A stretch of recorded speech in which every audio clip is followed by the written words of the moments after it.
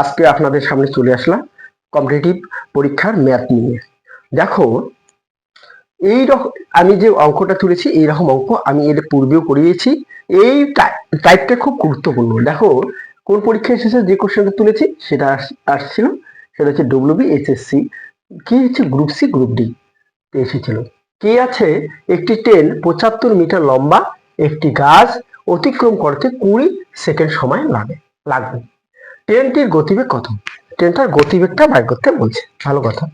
দেখো যখন বলে ট্রেনের যদি বলে একটা খুঁটি, এইরকম কোশ্চেন এইরকম কি থাকে, অনেক সময় থাকে একটা খুঁটিকে অতিক্রম করা, অনেক সময় থাকে গাছকে অতিক্রম করা, আর অনেক সময় থাকে সেতুকে অতিক্রম করা।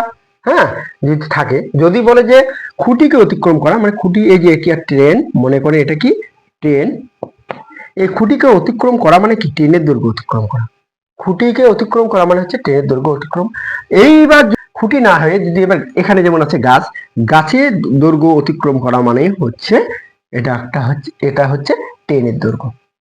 যদি যদি এরকম না দিয়ে যে সেতুর এবার যদি দেয় সেতুর দৈর্ঘ্য অতিক্রম করে, তাহলে কি হবে? সেতুর দৈর্ঘ্য, এটা ধরো ট্রেন, এটা হচ্ছে সেতু। ধরো ট্রেনের দৈর্ঘ্য 20 আছে, সেতুর দৈর্ঘ্য দেওয়া নেই, তার মানে এক্স।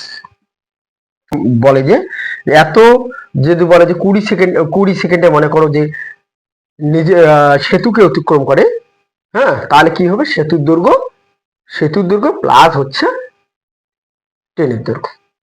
দেখো এখানে আমার এই যে কোশ্চেনটা বলেছে সেটাতে বলছে যে ট্রেনের দৈর্ঘ্য, কি বলছে? ট্রেনের দৈর্ঘ্যটা কেন? একটা গাছকে অতিক্রম করা মানে ট্রেনের দৈর্ঘ্যটা অতিক্রম করা।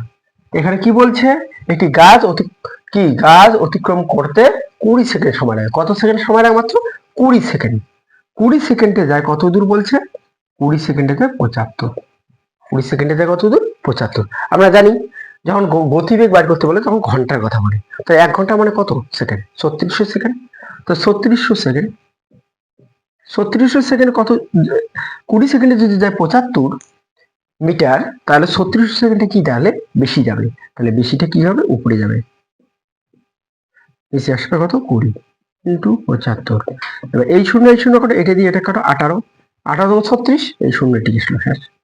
এবার কি হবে? এবার কি করতে হবে? গুণ করতে হবে। 75 আর কত আছে? 18, গুণ করো, 5 40, 40 শূন্য, হাতে হলো 4, কত হলো এবার? এবার কত হচ্ছে? 7 56, 56 আর হচ্ছে 4 কত হলো? 60 গেল। 11 কাটো, এবার হচ্ছে কত? 5 আর হচ্ছে 7, আচ্ছা দেখো শূন্য শূন্য, এখানে 5 5, 7 আসছে 13। দেখো আর একটা শূন্য আমরা লিখে নিই, এই শূন্যটা এবার বসাই দিলাম। কি বলছে? এটা কি হলো? এটা হলো কত? 13,500, আর 13,500টা কি হলো? মিটার।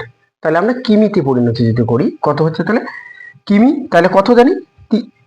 তাহলে কয় ঘর পরে হবে? দশমিক 1 2 3, 3 ঘর পরে দশমিক হবে, তাহলে হচ্ছে 3 ঘর পরে। তাহলে এই শূন্যগুলোকে আমরা কাটতে পারি, কাটলে কত হচ্ছে? তাহলে 13.5। 13.5 কত আছে? 8।